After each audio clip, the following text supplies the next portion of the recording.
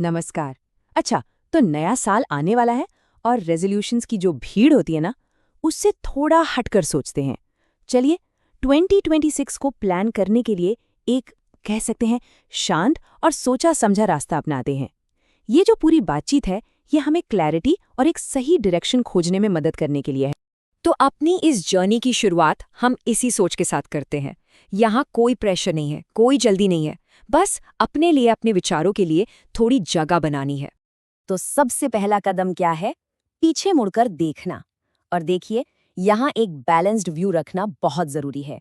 अपनी हर जीत को सेलिब्रेट करना, चाहे वो कितनी भी छोटी क्यों न लगी हो। ये है वो लाइफ के की एरियाज जिन पर हम ध्यान देंगे। देखिए, personal life, health, career, learning और फिनेंस, इन सबको एक साथ देखना, एक होलिस्टिक व्यू रखना बहुत जरूरी है। और हम एक एक करके इन सभी पहलुओं पर बात करेंगे। तो खुद से ये सवाल पूछिए कि इस साल आपने लगातार कंसिस्टेंटली क्या किया।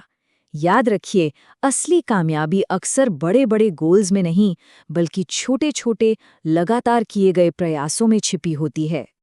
यहाँ पर थोड़ा रुकते हैं, एक पॉज लीजिए और जो भी दिमाग में आ रहा है उसे ईमानदारी से लिखिए।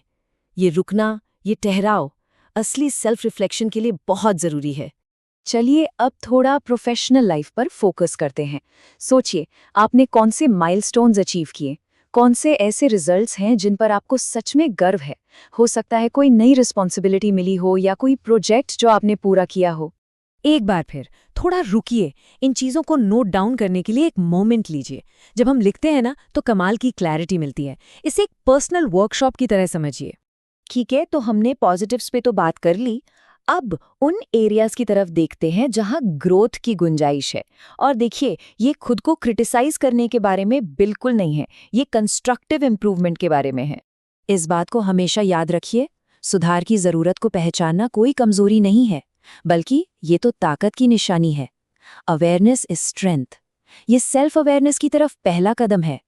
तो एक सीधा सवाल, ऐसी कौन सी आदतें हैं जिनमें सुधार की जरूरत है, और ऐसी क्या चीजें थीं जिन्होंने आपकी ग्रोथ को धीमा किया? उन स्पेसिफिक बिहेवियर्स या पैटर्न्स को पहचानने की कोशिश कीजिए। और जब आप इस बारे में सोच रहे हो, तो खुद को जज मत कीजिए, बिल्कुल भी नहीं। ये सेल्फ कंपैशन का समय है। ये सीखने और आगे बढ़ने के बारे में है, किसी फैसले पर पहुंचने के बारे में नहीं। अब एक फैसला लेने का वक्त है। सोचिए, 2026 में ऐसी कौन सी एक चीज है जिसे पूरी तरह से बंद कर देना है, पीछे छोड़ देना है।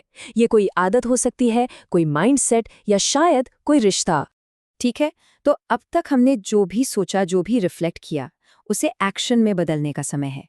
याद रखिए, हमारा गोल परफेक्शन नहीं है, हमारा गोल है प्रोग्रेस, लगातार आगे बढ़ना। इसके लिए एक बहुत ही सिंपल 3 स्टेप प्रोसेस है। पहला, एक छोटी आदत, दूसरा एक मीडियम माइलस्टोन, और तीसरा एक बड़ा गोल। ये फ्रेमवर्क हमें ओवरवेलमिंग प्लान से बचाता है और शुरुआत करना बहुत आसान बना देता है। आप अपने थॉट्स को ऑर्गेनाइज करने के लिए इस तरह का एक टेबल बना सकते हैं। देखिए, एक तरफ लाइफ के एरियाज, हेल्थ, करियर, लर्निंग, और दूसरी तरफ वो 3 task types, small habit, medium milestone, big goal. ये एक तरह से आपका 1 पेज प्लान बन जाएगा। हमेशा याद रखिए, एक छोटा सा एक्शन अगर उसे लगातार किया जाए, तो वो एक बहुत बड़ा साल बना सकता है। कंसिस्टेंसी की ताकत को कभी भी अंडर एस्टिमेट मत कीजिए। एक रोज की छोटी सी आदत साल के अंत तक बहुत बड़ा फर्क ला सकती है। तो प्लान तो बन गया, अब इसे रियलिटी में कैसे बदलें? एक अच्छे प्लान को टाइमलाइन की जरूरत होती है। इन एक्शंस को अपने कैलेंडर में शेड्यूल करना सबसे जरूरी कदम है। पूरे साल को एक साथ देखने के बजाय उसे क्वार्टर्स में तोड़ना ज्यादा स्मार्ट है। क्वार्टर 1, क्वार्टर 2 और इसी तरह हर क्वार्टर के लिए एक फोकस थीम तय कीजिए। इससे फोकस बना रहता है और आप ओवरवेल्म्ड फील नहीं करते। कैलेंडर प्लानिंग के कुछ सिंपल रूल्स हैं।